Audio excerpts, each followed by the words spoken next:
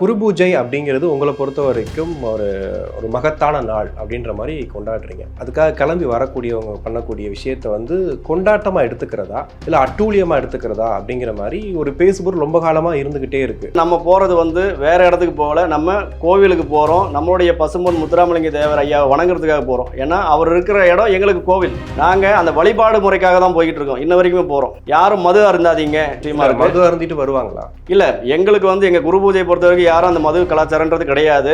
அதையெல்லாம் தாண்டி அன்னைக்கு ஒரு நாள் அவங்க பண்ற அக்ரெசிவ் மூட்னால ஏதாவது ஒன்று ஆயிடுச்சுன்னா அது எந்த அளவுக்கு ஒரு பெரிய ஒரு பேசு பொருளாக மாறும். அதையே சிந்திக்க மாட்டாங்க. இல்லை, இது வந்து இப்போ நீங்க சொல்றது பாத்தீங்கன்னா பர்டிகுலரா முக்குளத்தூர் மட்டும்தான் இந்த குரு பூஜையில அட்ராசிட்டி நடக்குதா? ஒரு சாமியை கும்பிட போறவங்க இப்படியா போகணும் அப்படிங்கிறதான் கேள்வி. நமக்கு அதுதான் திருவிழா. அப்போ உங்க சந்தோஷத்துக்காக கொண்டாடுறீங்க, உண்மையிலேயே அவங்க மேல பற்று இருக்கான்னு ஒரு கேள்வி வரும்ல. அதை குறிப்பாக எடுத்துக்கிட்டோம்னா அந்த திமுக அரசாங்கம் முக்குளத்தூருக்கு எப்பயுமே வந்து நல்லது செஞ்சதா வரலாறே கிடையாது. அப்போது எந்த வகையில் எங்களுடைய வரலாறுகளையும் எங்களுடைய தலைவர்களுடைய புகழையும் அழிக்கலாம் அப்படின்றதுல மட்டும்தான் குறிக்கோளாக இருக்காங்க. உன்னோட சமூகத்துக்கு நல்லது செய்யி அதன் மூலிமா நம்ம சமுதாயம் வளர்ச்சி அடையும் அப்படின்றத தான் நம்ம கோரிக்கையாக வச்சுக்கிட்டு இருக்கோம். சமுதாயம் மட்டும் வளர்ச்சி வந்தால் போதுமா? எங்கள் சமுதாயம் மட்டும் வளர்ச்சின்றது கிடையாது. எங்களுடைய பசும்பொன் முத்துராமலிங்க தேவர் ஐயா என்ன சொல்லியிருக்காரு, யாருக்காக வாழ்ந்தாரு? இல்லை, இப்போ அவரை ஜாதிய தலைவராக மாற்றினது யார்? அவரை மாற்றினது முழுக்க முழுக்க பார்த்தீங்கன்னா திமுக தான். திமுக தான். ஏன்னா திமுக வந்து இந்த தெலுங்கர்கள் ஆட்சியை வந்து மறைமுகமாக முதல்ல கொண்டு வந்துக்கிட்டு இருந்தாங்க. இப்போ ஓப்பன் ஸ்டேட்மெண்ட்டாக அடிக்கிறாங்க. எதை வச்சு சொல்கிறீங்க? ஆமாம், இப்போ உதங்க பார்த்தாலும் கருணாநிதி பெயரை வைக்கிறாங்க. அவர் தான் தமிழ்நாட்டையே உருவாக்கின சிற்பின்ற மாதிரி காட்டுறாங்க. அதே மாதிரி ஈவேரா ராமசாமி நாயக்கரோட பேரை கொண்டு போய் வைக்கிறாங்க. இவங்க ரெண்டு பேர் தமிழ்நாட்டுக்கு என்ன பண்ணிட்டாங்க அப்படி பெருசாக சொல்கிற அளவுக்கு? உங்களோட நோக்கம் என்ன? முற்றிலும் தமிழர்களோட வரலாறு மறைச்சிடணும். நீங்க அதுக்கு வந்து ராஜராஜ சோழன் தமிழரை தான் சொல்றீங்க. ஆமா, அவர் ஒரு ஜாதிக்குள்ளலாம் கொண்டு போற மாதிரியா இருந்தா கிடையாது. நாங்க வந்து அவங்கள வந்து மன்னர்களா தான் பார்த்துட்டு இருக்கோம். அப்படிதான் இன்னைக்கு எங்களுடைய மருது சகோதரர்களை நாங்க மன்னராக தான் பார்த்துட்டு இருக்கோம். தென் மாவட்டங்கள்ல போனீங்கன்னா ஒரு பைக்குக்கு முன்னாடி தேவர் அவர்களுடைய புகைப்படம் இருக்கும், பின்னாடி நேதாஜி அவர்களுடைய புகைப்படம் இருக்கும், பைக்கில் கையில் கயிறு, பச்சை குத்தி இருப்பாங்க. இதெல்லாம் வந்துட்டு தன்னோட சாதிய பெருமைக்குள்ளேயே தங்களை அடக்கிக்கிறாங்க அப்படின்னு எடுத்துக்கிறதா? அது இன்னொரு சமூகத்துக்கு அதை பார்க்கும்போது ஒரு சின்ன ஒரு இது நெருடல் இருக்காதா? அது எங்களோட அடையாளங்க. எங்களோட அடையாளத்தை நாங்கள் தெரியப்படுத்துகிறோம். அதனால தவறான முறை வழிகாட்டலை நாங்கள். இப்போ அம்பேத்கர்னு எடுத்துக்கிட்டோம்னா தாழ்த்தப்பட்ட சமூக மக்களோட தலைவர் அப்படின்றாங்க. அவர் அப்படிதான் சட்டத்தை வகுத்தாரா? எங்களோட கேள்வி. மாண்புமிகு முன்னாள் முதலமைச்சர் அண்ணன் எடப்பாடியார் அவர்களுக்கு தான் எங்களுடைய ஆதரவு எல்லாருமே கொடுத்துட்டு இருக்கோம். முக்குளத்தூர் ஆதரவுனா முக்குளத்தூரோட 99% வாக்கு அவங்களுடைய சப்போர்ட் எல்லாமே இன்னைக்கு அண்ணன் எடப்பாடியாருக்கு தான் கொடுத்துட்டு இருக்கோம். அதில் எந்த மாற்று கருத்தும் கிடையாது. அப்போது எங்களதுல வந்து யாருமே மேலே வர முடியல, உள்ள போலன்னும் போது அப்போ எங்களுடைய சமூக மக்களுடைய கோரிக்கை எப்படி காது கொடுத்து கேட்கப்படும்? ஆனால் நீங்கள் சப்போர்ட் பண்ணுறது எடப்பாடி அவர் கண்டிப்பா. ஏன்னா அவர் வந்து எங்களுக்கான எல்லா விஷயத்தையும் கேட்குறேன்றாரு, காது கொடுத்து கேட்குறாங்க.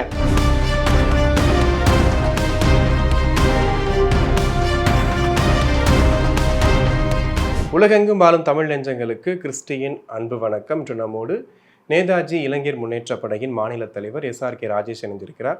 வணக்கம் சார். வணக்கம். எப்படி இருக்கீங்க? நல்லா இருக்கேன் பிரதர். இப்போது தேவர் குரு பூஜை நடக்க போகுது, அதற்கான ஏற்பாடுகள்லாம் பார்க்குறோம்.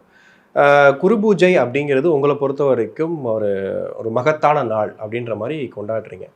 ஆனால் தென் மாவட்டங்களில் அதுக்காக கிளம்பி வரக்கூடியவங்க பண்ணக்கூடிய விஷயத்த வந்து கொண்டாட்டமாக எடுத்துக்கிறதா இல்லை அட்டூழியமாக எடுத்துக்கிறதா அப்படிங்கிற மாதிரி ஒரு பேசுபொருள் ரொம்ப காலமாக இருந்துக்கிட்டே இருக்குது. பல அசம்பாவிதங்கள் நடந்துருச்சு. ஆனால் அன்றைக்கி ஒரு நாள் கொண்டாட்டம், எங்களை தடுக்காதீங்கன்னு சொல்கிறத நாங்கள் எப்படி நியாயமாக எடுத்துக்கிறது? நீங்கள் கேட்குற கேள்வி பார்த்தீங்கன்னா, இப்போது குரு பூஜைன்றது எங்களுக்கு வந்து முக்குளத்தூரை பொறுத்த வரைக்கும் இந்த தீபாவளி, பொங்கல் இந்த மாதிரி பண்டிகையை விட எங்களுக்கு இந்த குரு பூஜை தான் வந்து நாங்கள் அதிகம் வழிபாடு பண்ணக்கூடிய ஒரு நாள் எங்களுக்கு.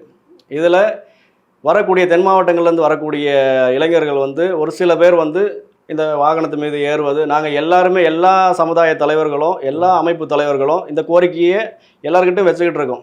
யாரும், ஏன்னா நம்ம போகிறது வந்து வேறு இடத்துக்கு போகல, நம்ம கோவிலுக்கு போகிறோம். நம்மளுடைய பசும்பொன் முத்துராமலிங்க தேவர் ஐயாவை வணங்குறதுக்காக போகிறோம். ஏன்னா அவர் இருக்கிற இடம் எங்களுக்கு கோவில். நாங்கள் அந்த வழிபாடு முறைக்காக தான் போய்கிட்டு இருக்கோம், இன்ன வரைக்குமே போகிறோம். அப்போது அதில் பயபக்தியோடு வாங்க, யாரும் மது அருந்தாதீங்க, எல்லாருமே கவனமாக வாங்க. நம்ம கூட வரவங்களும் அதே மாதிரி பிற சமுதாயத்தினரை வந்து இருக்க இடத்துல வந்து எந்த ஒரு அசம்பாவிதமோ அச்சுறுத்தலோ ஏற்படுத்தக்கூடாது. நம்ம ஒழுக்கமான முறையில் போயிட்டு நம்மளுடைய வழிபாடை நம்ம செஞ்சுட்டு வரணும் அப்படின்னு தான் எங்களை போன்ற தலைவர்கள் எல்லாருமே இந்த கோரிக்கையை வச்சுக்கிட்டு இருக்கோம். அதில் ஒரு சில நபர்கள் செய்யும் தவறால் வந்து இது இன்னைக்கு கொஞ்சம் பேசக்கூடிய விஷயமா இருக்கு. மது அருந்திட்டு வருவாங்களா? இல்லை, எங்களுக்கு வந்து எங்கள் குரு பூஜையை பொறுத்த வரைக்கும் யாரும் அந்த மது கலாச்சாரன்றது கிடையாது. நாங்கள் இருந்தாலும் அவேர்னஸுக்கு கொடுக்குறோம். ஏன்னா இன்னைக்கு ஏதாவது ஒரு இடத்துல, ஏன்னா இன்றைக்கி தமிழ்நாடு அரசு முழுக்க எல்லா இடத்துலையும் மதுபான கடை திறந்து வச்சுருக்காங்க. அப்போது ஏதாவது ஒரு 100ல் ஒருத்தன் எவனா ஒருத்தன் தவறு செஞ்சுட்டான்னா அது ஒட்டுமொத்த எங்களுடைய சமூகத்துக்கே ஒரு இழுக்காக மாறும். ஏன்னா நாங்கள் வழிபடக்கூடிய கடவுளுக்கு அது ஒரு அவப்பெயர் ஏற்பட்டுன்றதுனால இதை நாங்கள் முன்னிறுத்தி வச்சுருக்கோம். இப்போ சொல்கிறீங்க, ஆனால் வந்து கார்கள் மேலே ஏறுறது, சைடில் டோரை திறந்து விடுறது, ஃபாஸ்ட்டாக ஒரு 80 கிலோமீட்டர் வேகத்தில், அதுவும் வந்துட்டு ஹைவேஸில் தாண்டி 2-வே ரோட்டில் கூட அவங்க ஃபாஸ்ட்டாக போகிறது, ஆப்போசிட்டில் பஸ்ஸு வருது, நிறைய பேருந்துகள் வருது, மக்கள் பயணிச்சுட்டு இருக்காங்க. அதையெல்லாம் தாண்டி அன்றைக்கி ஒரு நாள் அவங்க பண்ணுற அக்ரெசிவ் மூட்னால ஏதாவது ஒன்று ஆயிடுச்சுன்னா அது எந்த அளவுக்கு ஒரு பெரிய ஒரு பேசு பொருளாக மாறும்? அதை ஏன் சிந்திக்க மாட்டாங்க? இல்லை பிரதர், இப்போ நீங்கள் சொல்கிறது வந்து பார்த்தீங்கன்னா பசும்பொன் முத்துராமலிங்க தேவர் குரு பூஜையில் மட்டும்தான் இது நடக்குதா அப்படின்னு நம்ம சொன்னோம்னா அதை ஏற்றுக்கிடலாம். ஏன்னா இன்றைக்கி அரசியல் மாநாடு நடக்குது பாருங்கள். இப்போது நிறைய இப்போ ஆளுகின்ற திமுக ஆட்சியாக இருக்கட்டும், அதன் கூட்டணி கட்சியில் இருக்கக்கூடியவங்க அங்கங்கே மாநாடு மீட்டிங்னு போடுறாங்க. இப்போ சமீபத்தில் கூட நம்ம இந்த மாமல்லபுரம் சைடில் பார்த்தோம், 2-3 மீட்டிங் மாநாடு நடந்தது. அப்போது அதில் போகக்கூடியவங்க பஸ்ஸோட மேற்கூரையில் ஏறினுக்கிட்டு, வாகனத்து மேலே ஏறினுக்கிட்டு, ரோட்டை சாலை வரியில் மறிச்சுக்கிட்டு ஃபுல்லாக தண்ணி அடிச்சுட்டு அந்த மாதிரியே ஒரு அராஜக போக்கில் பண்ணிகிட்டு இருக்காங்க. அது தப்பு தானே? அப்போ இதுவும் தப்பு தானே? அது தப்புன்னும் போது நாங்கள் வந்து இந்த வன்முறையை எந்த இடத்துலையுமே நாங்கள் கட்டவிழ்த்து விடலை. நாங்கள் 99% எங்களுடைய இளைய சமுதாயத்துக்கும் இளைஞர்களுக்கும் நல்லதை மட்டும்தான் நாங்கள் கொடுத்துட்டு வரோம். நம்ம இப்படி தான் போகணும், இப்படி தான் வணங்கணும். கண்ணாடியோட அந்த ஃப்ரண்ட்லேயே வந்து போஸ்டர் ஒட்டிட்டு போனாவே அது எப்படி அதை எடுத்துக்கிறது? இல்லை, இது வந்து இப்போது நீங்கள் சொல்கிறது பார்த்தீங்கன்னா பர்டிகுலராக முக்குளத்தூர் மட்டும்தான் இந்த குரு பூஜையில் நடக்குதா? குரு பூஜை நடக்கிறதுக்கு அரசு அனுமதி கொடுக்குது. அந்த நேரத்தில் பள்ளி கல்லூரி விடுமுறையும் விடுறாங்க. அந்த அளவுக்கு ஒரு இது கொடுக்குறாங்க. கொடுத்ததுக்கு அப்புறமும் அன்னைக்கு 1 நாள் 2 நாள் வந்து அந்த ஒட்டுமொத்த அந்த ஏரியாவே பதட்டம் அடைகிற அளவுக்கு பண்ணுறது இருக்குல்ல, அது வந்து சரியான்னு கேட்குறேன். ஏன்னா நம்மளுடைய தலைவரை கொண்டாட போகிறோம். அந்த தலைவர் என்ன சொல்லி கொடுத்தாருன்றது நமக்கு தெரியும். அவர் அமைதியான ஒருத்தர், அவர் சொல்லி கொடுத்த விஷயம் தெரியும். அதை கொண்டாட போகும்போது ஒரு சாமியை கும்பிட போகிறவங்க இப்படியா போகணும் அப்படிங்கிறதான் கேள்வியாக இருக்குது. இல்லை, இது வந்து நான் ஏற்றுக்கிடுறேன். ஆனால் இனி வரும் காலங்களில் வந்து நம்ம வந்து என்ன ஒரு இளைய சமுதாயத்துக்கு என்ன கொடுக்குறோன்னா, இதுக்கு மேற்கொண்டும் நம்மளுடைய குரு பூஜை நிகழ்வாக இருக்கட்டும், இல்லை மாமன்னர்கள் மருது பண்டிகளோட குரு பூஜை விழாவாக இருக்கட்டும், வீரப்பேரரசு வேலுநாச்சியாரோட ஜெயந்தியாக இருக்கட்டும், இந்த மாதிரி விஷயங்களுக்கெல்லாம் நம்ம போகும்போது முக்குளத்தோர் சமுதாயத்தை சேர்ந்த இளைஞர்கள் மற்றும் அனைத்து நிர்வாகிகளுமே வந்து ஒரு முழு பக்தியுடனும் ஒரு நல்ல ஒரு நேர்மையான வழிமுறையை கடைபிடித்து எந்த ஒரு இடையூறும் இல்லாமல், பொதுமக்களுக்கு இடையூறு இல்லாமல், அந்த மாதிரி ஒரு அசம்பாவிதம் நிகழாத வரையில் பயணம் பண்ணணும். நல்லபடியாக போயிட்டு நல்லபடியாக சாமி கும்பிடுங்க. ஏன்னா நமக்கு அதுதான் திருவிழா அப்படின்றத நாங்கள் இன்ன வரைக்கும் கும்பிட்டுட்டு இருக்கோம். அப்போது அங்கே போகும்போது ஒரு சில விஷயங்கள் ஒரு சில நபர்கள் பண்ணக்கூடிய தவறால் ஒட்டுமொத்த சமூகத்துக்கு இது வந்து ஒரு இழுக்கு ஏற்படுன்றது என்னுடைய கருத்து. இனி வரும் காலங்களில் இந்த மாதிரி ஒரு சூழல் நிலவாது என்பதை நாங்கள் இந்த நேரத்தில் உத்தரவாதமாக சொல்கிறோம். இப்போ ஆக்சுவலி திருவிழான்னு சொல்கிறீங்க, மருதுபாண்டிய குரு பூஜை நடந்தது. இப்போ அன்னைக்கு ஒரு நாள் அவங்கள கொண்டாடுறீங்க. அதை தாண்டி இன்னைக்கு மருதுபாண்டியர்கள் தூக்கிலிடப்பட்ட இடத்த போய் பார்க்குறோம். இப்போ அது யாருமே அதை வந்து எடுத்து பண்ணுற அளவுக்கு யார் இருக்காங்களான்னு தெரியல. அது ஒரு மாதிரி ஒரு கிரவுண்டில் இருக்கிற ஒரு ஃபீல் தான் இருக்குது, கலர் கோவில்ல இருக்குது. அதை சீரமைக்கிறதுக்கான எந்த வேலையும் நீங்கள் பார்க்கல. அவங்கள கொண்டாடுறீங்க, ஒரு நாள் வர்றீங்க, அப்போ உங்கள் சந்தோஷத்துக்காக கொண்டாடுறீங்க. உண்மையிலேயே அவங்க மேலே பற்று இருக்கான்னு ஒரு கேள்வி வரும்ல. இது பார்த்துக்கிட்டிங்கன்னா இப்போது மருது பண்டிகைகள் குரு பூஜை வந்து நாங்கள் சிவகங்கை காளையர் கோயிலுக்கு போகிறோம். திருப்பத்தூர் படுகொலை 24 இதையும் நாங்கள் பார்க்குறோம். இங்கே நம்ம சென்னையில் எடுத்துக்கிட்டோம்னா கிண்டியிலையும் தியாகிகள் மண்டபத்தில் மருது பண்டிகைகள் சிலை இருக்குது. நாங்கள் அங்கேயும் போயிட்டு புகழஞ்சலி செலுத்திக்கிட்டு இருக்கோம். இது தொடர்ச்சியாக நாங்கள் அதிகமாக ஏன் போக முடியலன்னா, அந்த ஒரு நாளில் மட்டும் பர்டிகுலராக போகிறோம்னா அடுத்த நாள் போக முடியலன்னா எங்களுக்கு அனுமதி தரமாட்டுறாங்க. நாங்கள் போனோம்னாவே இப்போது என்னோடய வீட்டில் ஒரு சுப நிகழ்ச்சி எடுத்துக்கிடுங்க, ஏதாவது ஒன்று போகணும், நான் போகிறதுக்கு என்ன பண்ணுவேன், என்னோடய சாமிக்கிட்ட போய் நான் ஆசீர்வாதம் வாங்கணும்னு நினைப்பேன். ஆனால் அங்கிட்டு போனோம்னா அந்த இடத்துல உங்களுக்கு அனுமதி கிடையாது அப்படின்னு பண்ணுறாங்க. அது பண்ணக்கூடியது யார்? அரசாங்கம் தடை பண்ணுறாங்க. இவங்க உள்ளே வந்தாவே ஏதாவது பிரச்சனை பண்ணிவிடுவாங்க. பர்டிகுலராக முக்குளத்தோர் வந்து அந்த 27ஆம் தேதியிலேருந்து 30ஆம் தேதிக்குள்ளே மட்டும்தான் போகணும். இப்போ கூட நாளைக்கு பசும்பொன்னில் நடக்கிற ஜெயந்தி விழாவுக்கு காவல்துறை சார்பில் பார்த்தீங்கன்னா கடுமையான நெருக்கடி கொடுத்துருக்காங்க. இதை இல்லைன்னு சொல்ல முடியாது. நாங்கள் என்ன பண்ணுறோம், இல்லை அந்த அளவுக்கு சம்பவம் நடந்திருக்குதா இல்லையான்றது அது அடுத்த கட்ட நிகழ்வு அது. ஆனால் நீங்கள் ஒழுங்கான எங்களுக்கு பர்மிஷனோ எந்த ஒரு அடக்குமுறையும் இல்லாமல் நீங்கள் வழி விட்டீங்கன்னா நாங்கள் பாட்டுட்டு போயிட்டு எங்களுடைய கடவுளை வணங்கிட்டு நாங்கள் பாட்டு வந்துட்டு இருக்க போகிறோம்.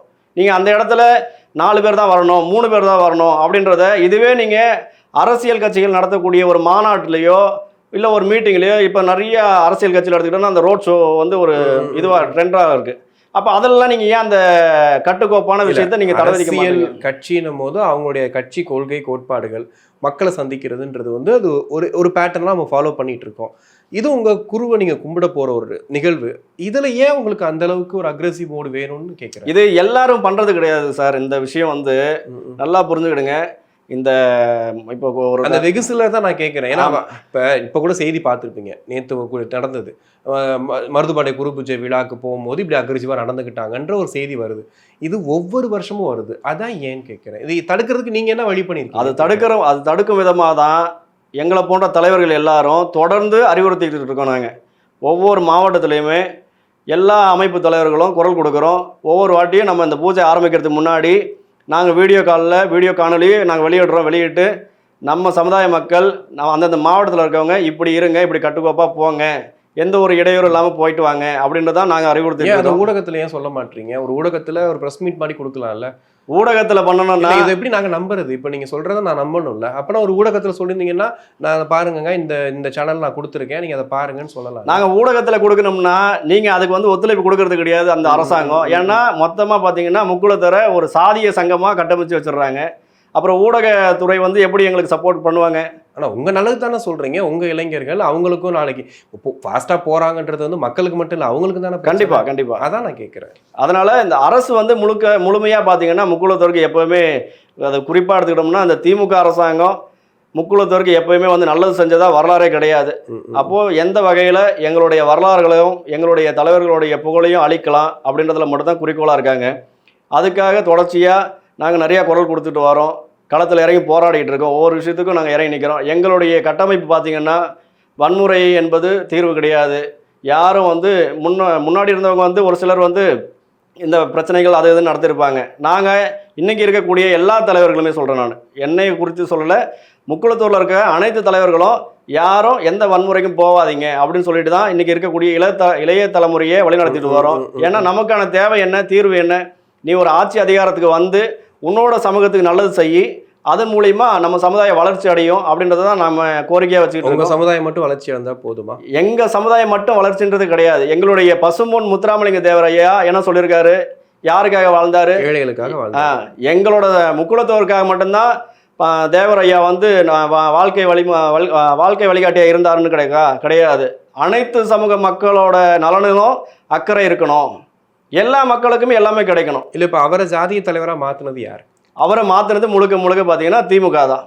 திமுக, ஆமாம், ஓப்பனாக சொல்லுவோம், திமுக தான். ஏன்னா திமுக வந்து இந்த தெலுங்கர்கள் ஆட்சியை வந்து மறைமுகமாக முதல்ல கொண்டு வந்துக்கிட்டு இருந்தாங்க. இப்போ ஓப்பன் ஸ்டேட்மெண்ட்டாக அடிக்கிறாங்க. எதை வச்சு சொல்கிறீங்க? ஆமாம், இப்போ உதாரணத்துக்கு எடுத்துக்கிட்டுங்க, கோயம்புத்தூரில் பாலம் ஓப்பன் பண்ணாங்க. அந்த பாலத்தை கட்டி அந்த கொங்கு மண்டலத்தில் எவ்வளோ வரலாற்று சிறப்புமிக்க தியாகிகள் எல்லாம் இருக்காங்க. அவங்களோட பெயரை வச்சிருக்கலாம். உதாரணத்துக்கு சொன்னோம்னா தீரன் சின்னமலை கவுண்டர் அவருடைய பெயர் வச்சிருக்கலாம். கொங்கு குணாளன் அவருடைய பெயர் வச்சிருக்கலாம். இல்லை அங்கேயே இருக்கக்கூடிய நிறைய உயிர்நீத்த தியாகிகளோட பேர் வச்சிருக்கலாம். சம்மந்தம் இல்லாமல் ஜிடி நாயுடு அங்கே வாழ்ந்தாருன்ற ஒரு காரணத்துக்கு அவரோட பேர் அங்கே வைக்கிறீங்க. அதுவும் பாலத்துக்கு ஜிடி நாயுடு பாலம்னு போடுறீங்க.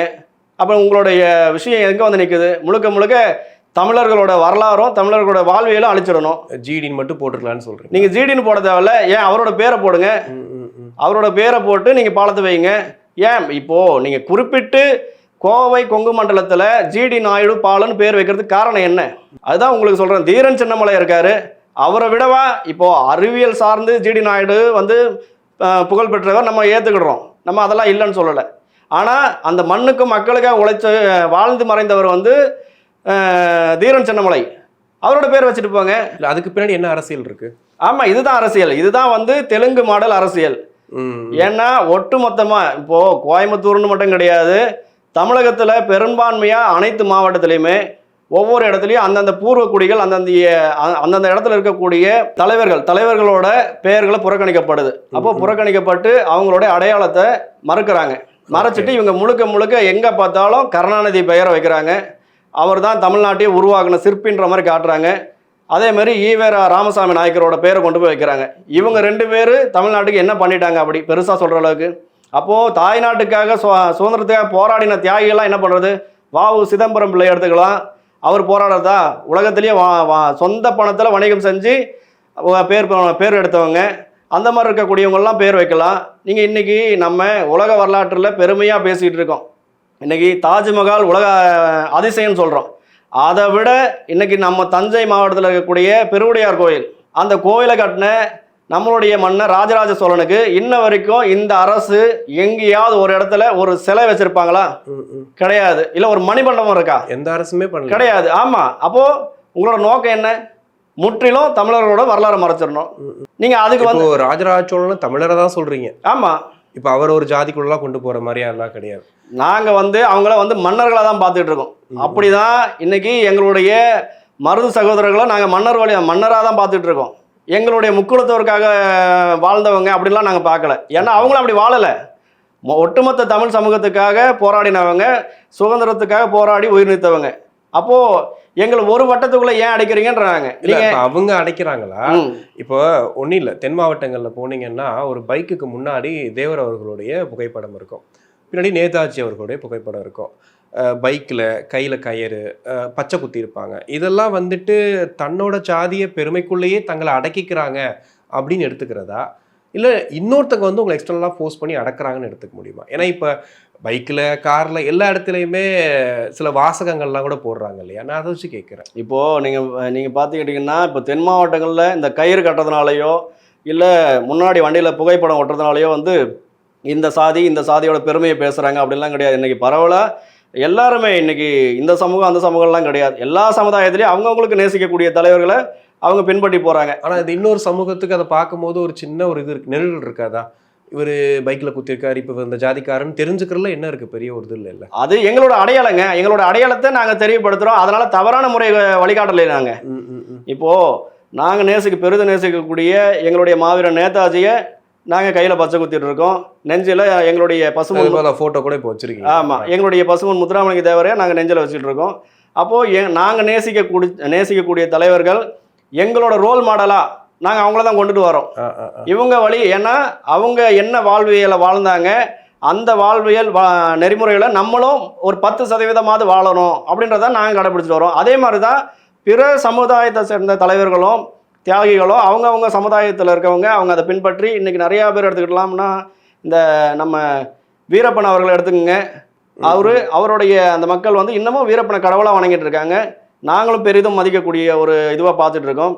அதே மாதிரி சொல்லிட்டு போகலாம். நிறைய தலைவர்கள் தமிழகத்தில் அம்பேத்கர் மட்டும் சொல்ல மாட்டேன். அம்பேத்கரை நாங்கள் பொதுவாக வந்து ஒரு சாதிக்கான தலைவராக நாங்கள் பார்க்கல. அம்பேத்கர் வந்து உலக தலைவராக தான் நாங்கள் பார்த்துட்டு இருக்கோம். ஆனா அம்பேத்கர் உலகத்துல இந்த திராவிட மாடல் என்ன பண்ணுது, அம்பேத்கரை முழுமையா ஒரு சமூகத்தோட தலைவரை கட்டமைப்பு பண்ணி எடுத்துட்டு வராங்க. அதை ஏத்துக்க முடியுமா? இப்போ அம்பேத்கர்னு எடுத்துக்கிட்டோம்னா தாழ்த்தப்பட்ட சமூக மக்களோட தலைவர் அப்படின்றாங்க. அவர் அப்படிதான் சட்டத்தை வகுத்தாரா? எங்களோட கேள்வி. அனைத்து சமூக மக்களும் நல்லா இருக்கணுன்றதுனால அம்பேத்கரோட சட்டம், நாங்கள் அதை ஏற்றுக்கிட்டு இருக்கோம். அவரும் எங்களோட மானசீக குருவாக எடுத்துகிட்டு வரோம். எங்களுக்கு இந்த வேறுபாடே கிடையாது. ஆனால் இருக்கக்கூடிய ஆட்சியாளர்கள் இந்த தமிழ் சமூகத்தை வந்து ஒற்றுமையாக இருக்கக்கூடாது, இவங்களுக்குள்ள இந்த பிரிவினைவாதத்தை ஏற்படுத்தணும்னா, நீ இந்த சாதிக்காரன், நீ அந்த சாதிக்காரன், நீங்கள் 2 பேரும் அடிச்சுட்டு கிடங்க, நான் வந்து இந்த இடத்துல ஈவேரா அப்படின்ற ஒரு பூனையை உள்ள விட்டு நான் மணி கட்டிட்டு போயிடுறேன் அப்படின்ட்டு பண்ணிட்டு இருக்காங்க. ஓகே, இவரா பூனை மணி கட்டி புரியல. ஈவேரான்ற ஒரு போர்வையில பூனைக்கு மணி கட்டின கதையா இங்க தமிழ் சமூகங்கள்லாம் அடிச்சுக்கிட்டு இருக்கும் போது தெலுங்கர்களையும் நாயக்கர்களையும் உள்ள கொண்டு வந்து இணைச்சிட்டு இவங்களுடைய அரசியல், ஓங்கோல் அரசியல் ஆட்சியே நம்மளுடைய நாடக கம்பெனி முதல்வர் மதிப்புக்குரிய அண்ணன் ஸ்டாலின் அவர்கள் செஞ்சுட்டு இருக்காரு. ஓகே, இப்போ முக்கியமான ஒரு இடத்துல இருக்கோம். 2026 தேர்தல் வரப்போகுது. இன்னைக்கு அதிமுகக்குள்ள ஏகப்பட்ட சிக்கல்கள்லாம் தாண்டி இன்னைக்கு எடப்பாடி அவர்கள் தன்னுடைய பொதுச்செயலாளர்ல அதில் போயிட்டு இருக்காரு. இப்போ பார்த்தீங்கன்னா அதுக்குள்ள நிறைய சிக்கல்கள் என்னன்னா, ஃபர்ஸ்ட் வந்து இந்த சமுதாயம் வந்து அதிகமாக இருக்கு, இந்த சமுதாயம் அதிகமாக இருக்கு, இவங்க இருக்காங்க அப்படின்ட்டு.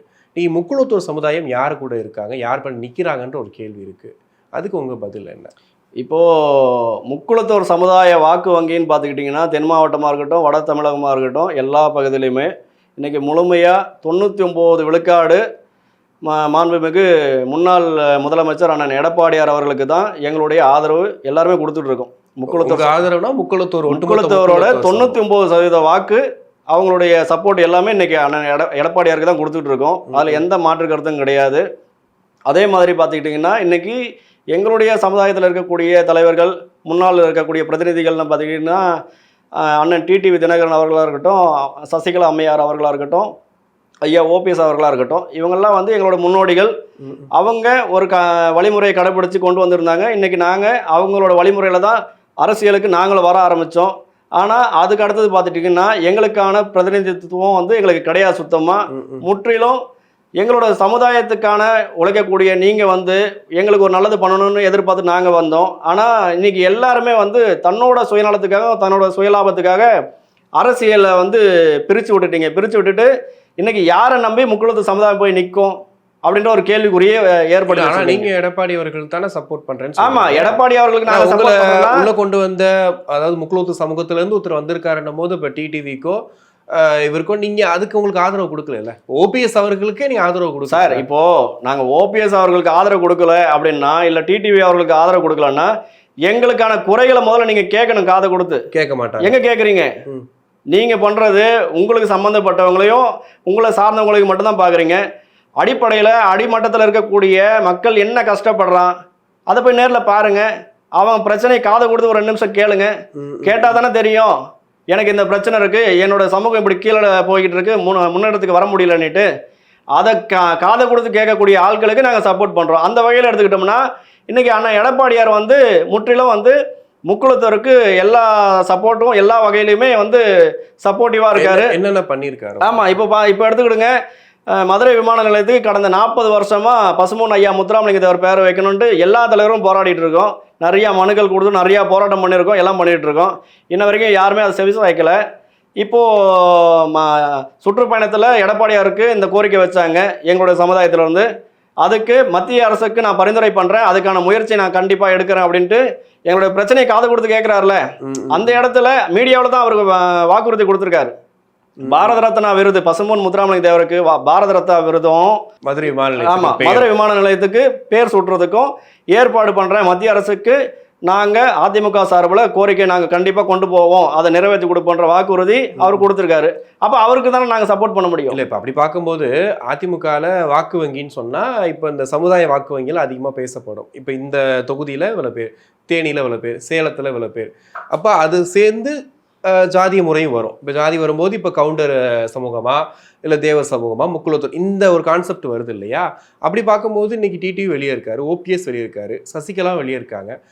அவங்களாம் இருந்ததுக்கு அப்புறமா எப்படி முக்குளத்தூர் வாக்குகள் அதிமுக இருக்குன்னு எடுத்துக்கோ. ஆமா, இப்போ நீங்க டிடிவி அண்ணனை எடுத்துக்கிடுங்க. இவரை வந்து நான் நம்பி போயிட்டு நீங்க வாக்கு வங்கி செலுத்தினா எங்களோட சமுதாயத்துக்கு நல்லது நடக்கின்றதுக்கு என்ன உத்தரவாதம் இருக்கு?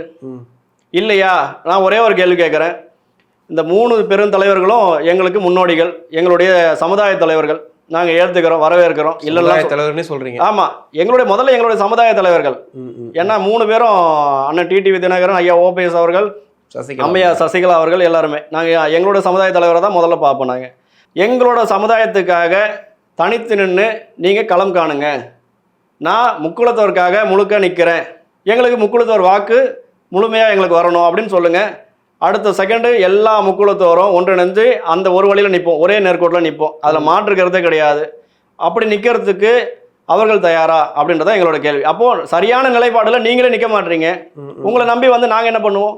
எடப்பாடி அவர்கள் நிற்கிறாரு. எடப்பாடியாரு எங்களுக்கு வாக்குறுதி கொடுத்துருக்காரு, 100% வாக்குறுதி கொடுத்துருக்காரு. அவர் கூட வந்து நிற்கிறாரு, மக்களோட குறையை காது கொடுத்து கேட்குறாரு. மக்கள் பிரச்சனையை கேட்கக்கூடிய தலைவர்களை தான் மக்கள் விரும்புவாங்க. ஆனால் வாக்குகள் சிதஞ்சிருச்சுன்றதெல்லாம் அதெல்லாம் அப்படிலாம் கிடையாது பிரதர். இன்னைக்கு பார்த்துட்டிங்கன்னா ஒவ்வொருத்தவங்க ஒவ்வொரு கான்ட்ரவர்சியாக ஒவ்வொரு கருத்து கணிப்பு சொல்லுவாங்க. இந்த சைடில் எடப்பாடியாருக்கு சப்போர்ட் இல்லைன்னுவாங்க, ஒரு சிலர் ஓபிஎஸ் ஐயாவுக்கு ஆதரவுன்னுவாங்க. ஆனால் அந்த வாக்கு வங்கின்றது முழுமையாக பார்த்துட்டிங்கன்னா தலைமை பண்பாக இருக்கக்கூடிய மதிப்புக்குரிய அண்ணன் எடப்பாடியாருக்கு முக்குளத்தோரோட வாக்கு வங்கி வருகின்ற 2026 சட்டமன்ற தேர்தலில் பதில் கொடுக்கும். ஏன்னா கடந்த தேர்தலில் ஒரு பெரிய மைனஸாக பார்க்கப்பட்டது ஓபிஎஸ் அவர்கள் இல்லை, அதனால தான் வாக்கு வங்கி கம்மியாச்சு அப்படின்னு சொன்னாங்க. ஆனால் இப்போ வந்து முக்குளத்தூர் வந்து ஓபிஎஸ் படி கிடையாதா? இல்லை, இப்போது ஓபிஎஸ் அவர்களோட பார்த்துட்டிங்கன்னா அவர் கூட இருக்கக்கூடிய கணிசமான தலைவர்கள் அவர் கூட பயணிச்சுட்டு இருக்காங்க. நம்ம அவர் கூட ஆள் இல்லைன்னுலாம் சொல்ல முடியாது. அதே மாதிரி தான் ஆனால் டிடிவி அவர்களோட இருக்கட்டும், சசிகலா, ஆமாம் இருக்கிறது ஒரு சில தலைவர்கள் எல்லாமே பயணிச்சுட்டு இருக்காங்க. நம்ம அது வந்து அவங்களுடைய தனிப்பட்ட விருப்பம், அது வந்து நம்ம எதுவும் கருத்து சொல்கிறது கிடையாது. ஆனால் அதுக்காக ஒட்டுமொத்த முக்குளமும் வந்து இவங்க 3 பேர் சொல்கிறத கேட்டுக்கிட்டு தான் நடக்கும் அப்படின்றது தவறான முடிவு. அதை ஏற்றுக்கிட முடியாது. ஏன்னா இன்றைக்கி எல்லாமே இளைஞர்கள் எல்லாம் தெளிவாக இருக்காங்க.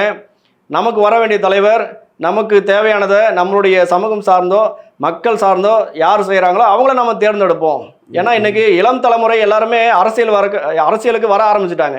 முன்னாடி ஒரு 40-50 வருஷ காலத்துக்கு முன்னாடி எடுத்துக்கிட்டிங்கன்னா அன்னைக்கு ஒரே ஸ்ட்ராட்டஜி தான், ஒன்று அதிமுக இல்லை திமுக இப்படின்ற ஒரு கொள்கை கோட்பாட்டில் தான் மக்கள் பயணிச்சுட்டு இருந்தாங்க, வாக்களிச்சுட்டு இருந்தாங்க. இன்னைக்கு அப்படி கிடையாது.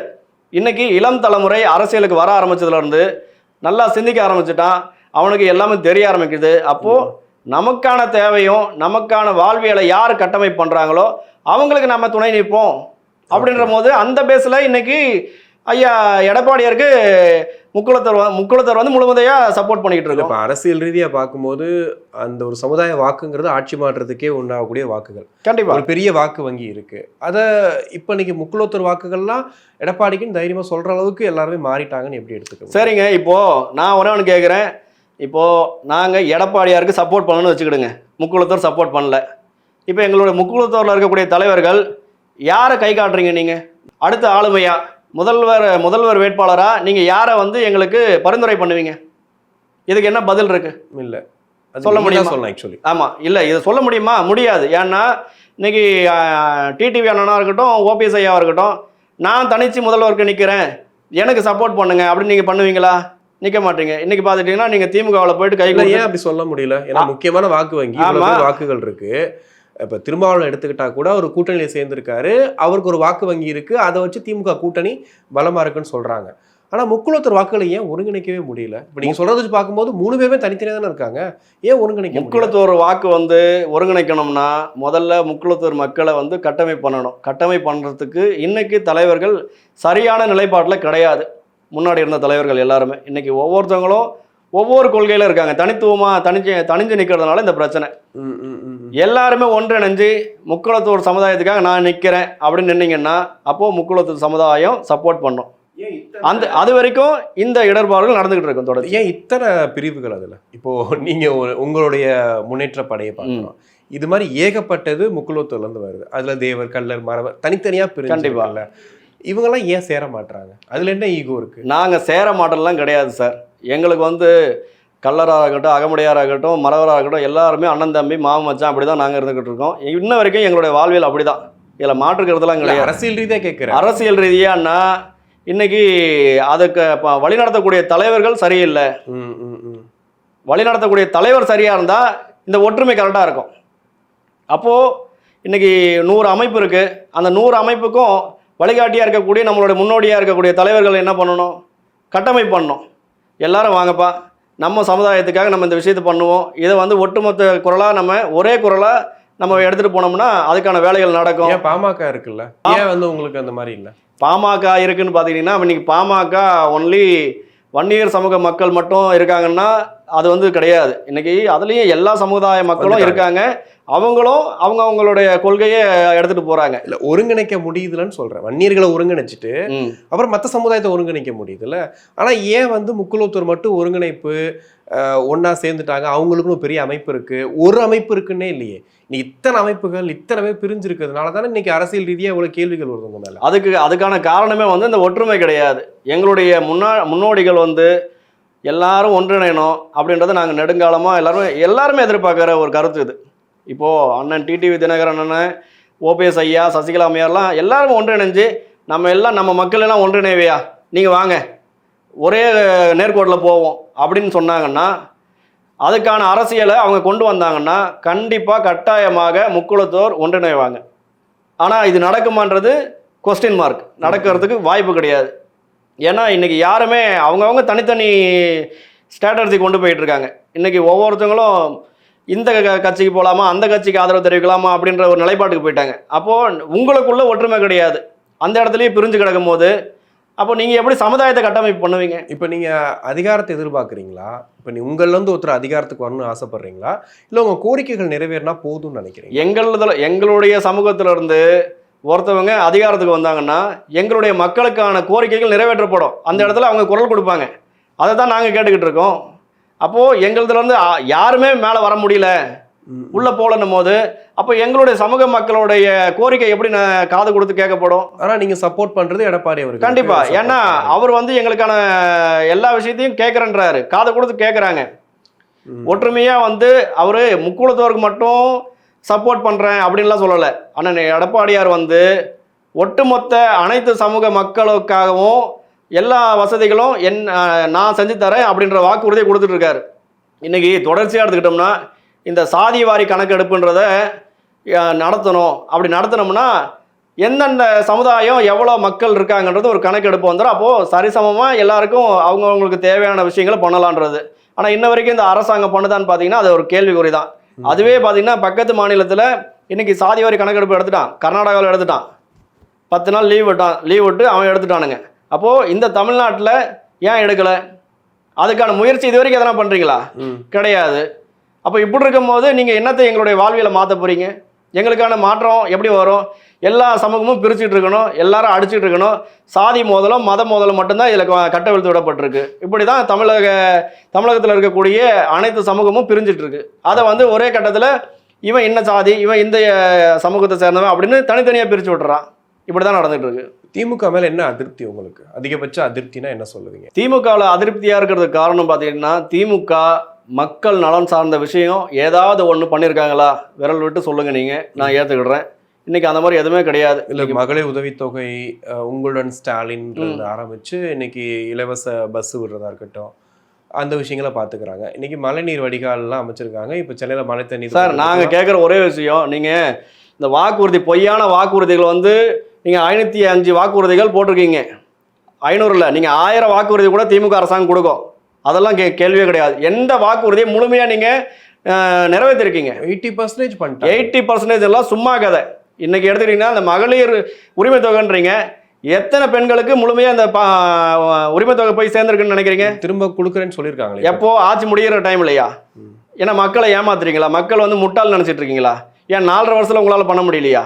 இன்றைக்கி தான் வந்து நீங்கள் இப்போ மறுபரிசீலனை பண்ணி நான் கொண்டு வரேன்றீங்க. இலவச பஸ்ஸுன்றீங்க, இலவச பஸ்ஸு பெண்களுக்கு கொடுக்குறீங்க. அதே மற்ற பொதுமக்கள் ஏறக்கூடிய பஸ்ஸில் பார்த்துட்டிங்கன்னா இன்றைக்கி பஸ்ஸோட விலை கட்டணம், டிக்கெட் விலை எவ்வளோ? நார்மலாக 8 ரூபா 10 ரூபா போய்கிட்டு இருந்த டிக்கெட்டு விலை இன்றைக்கி 39 ரூபா 40 ரூபா. இதில் என்ன மாற்றம் இருக்குது? அதே மாதிரி எடுத்துக்கிடுங்க, மழைநீர் வடிகால். இன்றைக்கி எங்கேயாவது இப்போது நம்ம சென்னைன்னு எடுத்துக்க தேவையில்ல. சென்னை வந்து என்றைக்குமே வந்து இதுவாகணும், தெரிஞ்ச விஷயம் தான். வெள்ளம் வரதோ எல்லாம் பாதிப்பு அதிகமாக வருது. சென்னை அவுட்டரில். ஆமாம், தென் மாவட்டங்கள் எடுத்துக்கலாம், இல்லை மற்ற பிற மாவட்டங்கள் எடுத்துக்கலாம். எந்த இடத்துல சாலை வசதி சரியாக இருக்குன்னு நினைக்கிறீங்க? எங்கேயுமே கிடையாது. முழுமையாக கிட்டத்தட்ட நான் இங்கே தாம்பரம் பகுதியிலேருந்து எடுத்துக்கிட்டால் செங்கல்பட்டு இந்த சைடில் இந்த கடக்கிறதுக்கு கிட்டத்தட்ட 4 மணி நேரம் 5 மணி நேரம் ஆகுது. அப்போது சரியான சாலை வசதி கிடையாது. அதே மாதிரி மழைநீர் பாதுகாப்பு திட்டம் அப்படி இப்படின்ட்டு போட்டு 4000 கோடி நிதி ஒதுக்குனாங்க திமுகவில். அதில் எந்த அளவுக்கு இன்ன வரைக்கும் சென்னை சிட்டியில் வேலை நடந்திருக்கு? இன்னமும் மழை பெஞ்சா, சும்மா நார்மலாக ஒரு 5 நிமிஷம் மழை பெஞ்சா தண்ணி தேங்கி நிற்குது. சென்னையில் போயிட்டு வர முடியாது. இது உண்மை, இது யதார்த்தமான உண்மை. அப்போ நீங்கள் அந்த 4000 கோடி என்ன பண்ணீங்க? அதுக்கான பதில் உங்ககிட்ட இருக்கா? அதே மாதிரி இப்போது வளர்ந்த சென்னை, சிங்கார சென்னையை மாற்ற போகிறேன்ட்டு அதுக்கு ஒரு 4000 கோடி ஒதுக்குறீங்க. அப்போ அந்த பணத்தை என்ன பண்ணுறீங்க? இப்படி 4000 கோடி 8000 கோடின்னு வாங்கிட்டு இந்த மக்களுக்கு நீங்கள் என்ன நல்லது பண்ணுறீங்க? எதுவுமே கிடையாது. சரி, இதில் தான் இப்படி பண்ணுறீங்கன்னா, வேளாண்மை எடுத்துக்கிட்டோம்னா வேளாண்மையில் இருக்கக்கூடிய டெல்டா மாவட்டம் பெரிதும் மழைன்னு எடுத்துக்கிட்டோம்னா வேளாண் இது வந்து பாதிக்கப்படுது. டெல்டா மாவட்டம் பாதிக்கப்படும். அப்போது அந்த விவசாயிக்கு என்ன தேவை? இப்போது அந்த மலையில் பார்த்துருப்பீங்க, எல்லாருமே பார்த்துட்டு இருக்கோம். நெற்பயிர்கள்லாம், இந்த நெற்பயிர்கள் வந்து எவ்வளோ வந்து ஒரு அவலமான ஒரு நிலையில் ஏற்பட்டுக்கிட்டு இருக்கு. ஆரம்பிச்சிச்சு. இதுக்கு காரணம் என்ன சார்? நான் பொதுவாகவே கேட்குறேன். குடோன்கள் அமைக்க கொடுக்கும். அதுக்கு இந்த தானிய கிடங்கு ஏன் தமிழக அரசால் கட்டமைச்சு கொடுக்க முடியல? நீ இப்போ சொகுசான ஒரு குளிர்சாதன முறையோ அப்படி இப்படிலாம் யாரும் எதுவும் கேட்கல. ஒரு சாதாரணமாக ஒரு தானிய கிடங்கு, அரசு தானிய கிடங்குன்னு நீ கட்டி கொடுத்தோன்னா அந்த விவசாய பெருமக்கள் அவன் பாதிக்கப்படுறது தடுக்கலாம். அதுக்கு ஏன் இந்த அரசாங்கம் முன் வர மாட்டுது? இதுவே வேற ஏதாவது ஒரு சம்மந்தமே இல்லாமல் இந்த ரோட் ஷோ அது இதுன்ட்டு ஆடம்பர செலவு பண்ணிகிட்டு இருக்கீங்க. மக்களுக்கு அதனால் பயன் கிடையாது. மக்கள் எல்லாருமே துன்பத்தில் தான் இருக்கான், கொந்தளிச்சு போயிருக்கான். இந்த திமுக அரசாங்க ஆட்சி மக்களுக்கான ஆட்சியே கிடையாது. இதை முற்றிலும் ஏற்றுக்கிடணும். ஏன்னா நீங்கள் முழுக்க உங்களுடைய சகாக்களுக்கும் உங்களுடைய துறை சார்ந்தவர்களுக்கும் உங்களுடைய திமுக காரங்களுக்கு மட்டும்தான் இந்த ஆட்சியை கொண்டு போயிட்டு இருக்கீங்களே தவிர தமிழக மக்கள் நலன் சார்ந்தோ தமிழக மக்கள் வாழ்வியலுக்காகவோ இந்த அரசாங்கம் நடக்கலைன்றதை இதை நான் ஊர்தினமாக சொல்லிக்கிறேன் இந்த நேரத்தில். இப்போ நிறைவாக வந்து 2026 அதிமுக கூட்டணிக்குள்ளே போக போகுது, தாவேகா கூட போக போகுது, பிஜேபி அதிமுக தாவேகா வரப்போகிறாங்கன்னு சொல்கிறாங்க. அப்படி வந்துட்டா பயங்கர ஒரு வெற்றி கிடச்சிரும்னு சொல்கிறாங்க. ஒரு தாவேகா வரலைன்னா அதிமுக கொஞ்சம் கஷ்டம் அப்படிங்கிறாங்க. உண்மையிலேயே கஷ்டமாக தான் இருக்கும். இல்லை அப்படின்னு பலமாக தான் இல்லை அப்படின்லாம் நம்ம வந்து நம்மளுடைய தமிழக அரசியலோட தேர்தலை வந்து களத்தை வந்து எப்பயுமே அப்படி நம்ம கணிக்க முடியாது. ஏன்னா தாவேகா தலைவர் விஜய் அவர்கள் வந்து அதிமுக கூட்டணியில் இணைஞ்சாங்கன்னா நல்லா வரவேற்கக்கூடிய ஒரு விஷயம், எல்லாருமே ஏற்றுக்கிடுவோம். வந்தாங்கன்னா இன்னும் கொஞ்சம் பலமாக இருக்கும், கூட்டணி நல்லா ஒரு டெப்த்தாக இருக்கும். அப்போது அந்த கூட்டணி ஜெயிக்கிறதுக்கான வாய்ப்புகளும் கொஞ்சம் அதிகம் தான். இதெல்லாம் நம்ம ஏற்றுக்கிட்டு தான் ஆகணும். அதுவே அவர்கள் தனித்து நின்றாலோ இல்லை வேற ஒரு மாற்று கட்சியோட கூட்டணியில் போனாலோ அதுக்காக அதிமுகவோட ஓட்டு வங்கி குறைஞ்சிடும், அதிமுகவால் ஜெயிக்க முடியாதுன்றதெல்லாம் வந்து சும்மா கதை. வாக்குகள் சிதறும் இல்லையா? இல்லை வாக்குகள் சிதறம்னு எடுத்துக்கிட்டாலும் இன்னைக்கு திமுகவில் மக்கள் மேலே இருக்கக்கூடிய அதிருப்தியால் அதனால் இந்த வாக்கு சிதறன்றது திமுகவுக்கு சிதறமே தவிர்த்து அதிமுகவுக்கு அண்ணன் எடப்பாடியார் அவர்களுக்கு சிதறதுக்கான வாய்ப்பு கிடையாது. தாவேக்கா இதில் கூட்டணி அமைத்தால் இன்னும் கொஞ்சம் மெருகேறுன்றது எங்களுடைய கருத்து. கண்டிப்பாக சார், நிறைய விஷயங்கள் பேசணும். உங்கள் நேரத்துக்கு ரொம்ப நன்றி. நன்றி. ஜெய்ஹிந்த்.